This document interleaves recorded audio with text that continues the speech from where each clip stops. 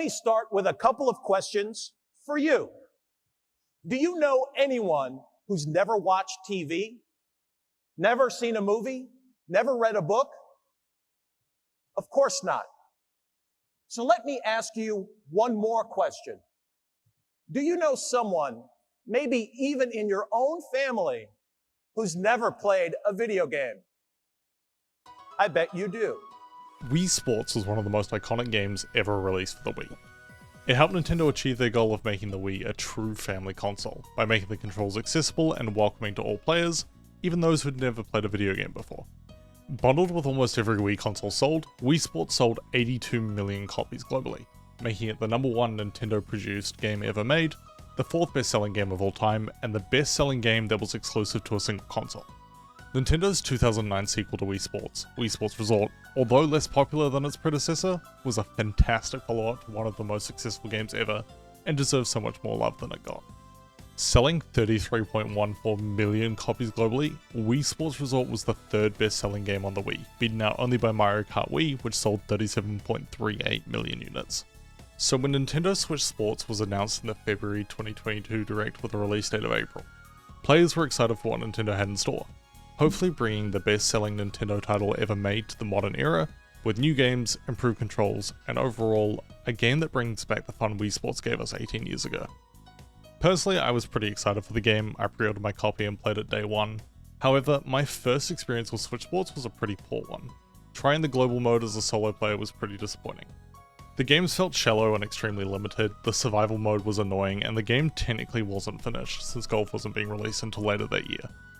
2 years on though, I feel the game deserves a second chance, and now that Golf is here and the game is finished, how does it stand up against its predecessors? And is the game worthy of being part of the Wii Sports family? In this video, I'm going to talk about each game individually and then the game as a whole, and for context, I played all the games except soccer, both globally and locally with my partner, with soccer being played online only by myself since it required 4 Joy-Cons for local. One of, if not the most popular game released as part of Wii Sports, tennis had to make a comeback as part of Nintendo Switch Sports. In terms of how the controls worked, gameplay was pretty similar to Wii Sports, but it felt disappointing that the spam swinging from Wii Sports didn't make a return.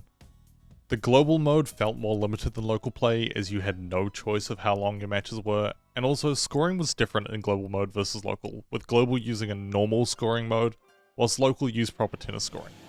This wasn't a huge deal, but I found it weird that it was inconsistent, given that Wii Sports did use proper tennis scoring. The lack of the training modes is a shame, as I had a lot of fun playing these modes as a kid, especially when I was playing solo. But overall, it's tennis on the Switch, nothing more, nothing less.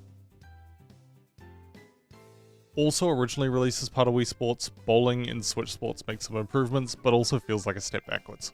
Compared to the original, the location is fantastic. It feels so much more alive and has a great energy about it. This is something that Wii Sports Resort did really well, and I'm really glad to see Nintendo has kept this going. In global mode, you're randomly placed into either a standard or special bowling game, and in a survival format, where if you're outside of the top half of the competitors, you're out. Locally, you have a choice of which mode to play, and it's standard bowling with the option to take turns or bowl simultaneously. The addition of being able to bowl simultaneously is a nice change, as it really helps keep the games moving and keep you engaged. Survival mode is a change I'm not really a big fan of though. It feels kind of odd and can end up with players being left out if one player gets knocked out whilst another stays in.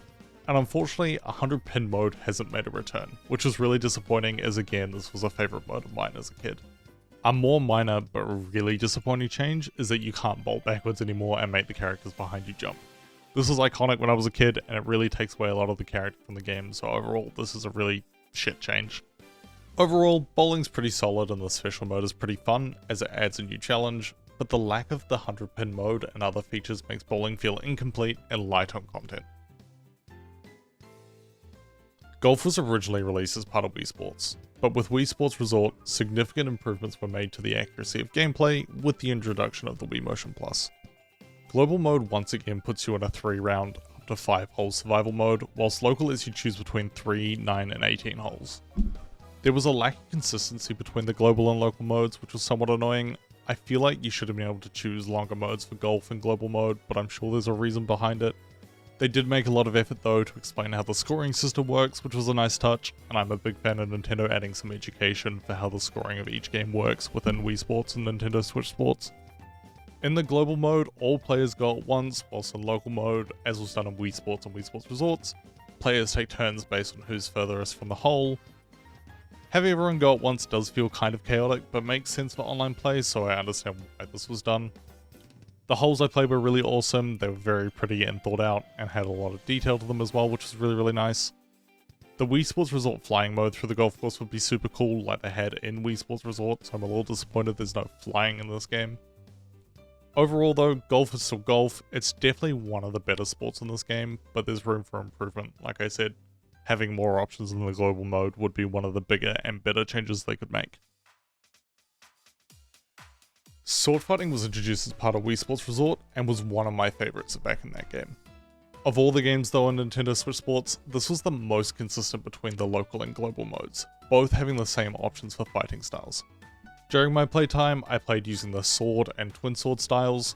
Twin swords felt really janky to use, they had a tendency to overlap on the screen when my hands were somewhat close together, which annoyed me more than it probably should have, but still pretty distracting. I'll preface this next comment with the fact my internet's pretty shit, so it may have played a part in this, but I feel like of all the games in Switch Sports, this is the worst one for online multiplayer. Latency plays a huge role in this game when you're playing online, and I felt a lot of the time I was getting away with shots I didn't deserve.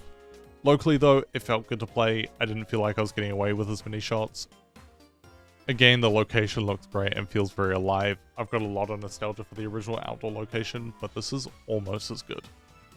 Though sword fighting is the shortest game in Switch Sports, it's really good, it plays really well, and I'm glad to see it return. When they first made the announcement in the Nintendo Direct, Badminton was the game I was least excited for. Though it's great to see representation of different sports, having two racket sports that play relatively similarly in the same game when the lineup of sports is already quite small seems quite overkill. Objectively, the game plays quite well, it's another accurate translation of a sport into a video game format, and I've got no complaints there. I will say that it does seem kind of strange to limit badminton to 2 players when badminton in real life supports doubles, and it's that decision that really leads me to believe that badminton should have been replaced with a different sport that was less similar to tennis. In a larger lineup of sports such as what they had in Wii Sports Resort, I don't think this game would be out of place.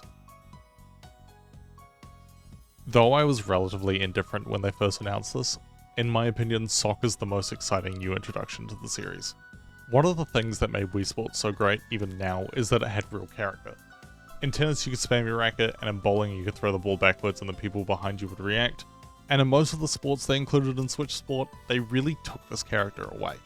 Soccer on the other hand lets you fall over when you try kick both legs at the same time. And though it's a really minor detail and it does make sense in terms of how the gameplay works, flopping around on the menu screen before your game starts looks stupid and is kind of fun.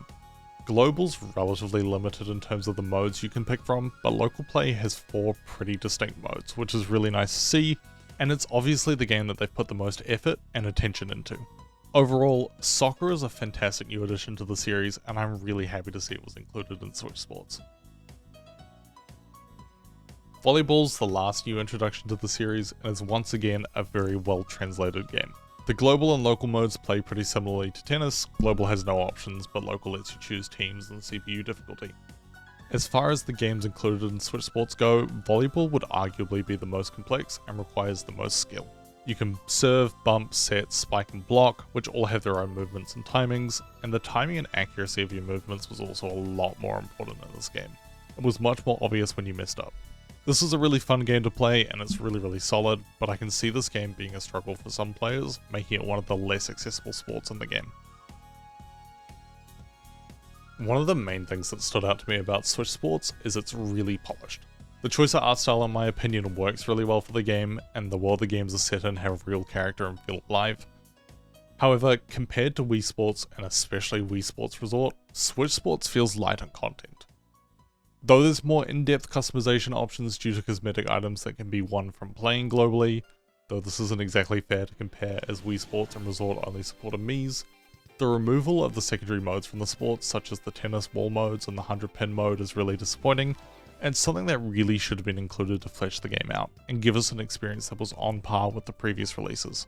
As far as recommending this title to anyone, if someone's desperate for a Wii Sports experience on the Switch, Nintendo Switch Sports is as close as you're going to get. If someone's looking for a title to get their kids more active when playing games and isn't looking to spend as much money to get something like Ring Fit for 155 New Zealand dollars, at $90, Switch Sports is a more solid recommendation as it's priced slightly cheaper than your standard Nintendo release, which goes for 100 New Zealand dollars or 110 if you're getting things like Tears of the Kingdom. Switch Sports is now being included as a pack-in title with the standard model of Switch and no extra cost, which makes it a much better deal for someone who's looking to pick up a Switch. And as a free game that comes with your console, it's a good game. I can recommend it wholeheartedly. However, Switch Sports isn't a standout title like Wii Sports and Wii Sports Resort were, especially considering Nintendo has hit it out of the park recently, with Super Mario Bros. Wonder and Tears of the Kingdom coming out last year.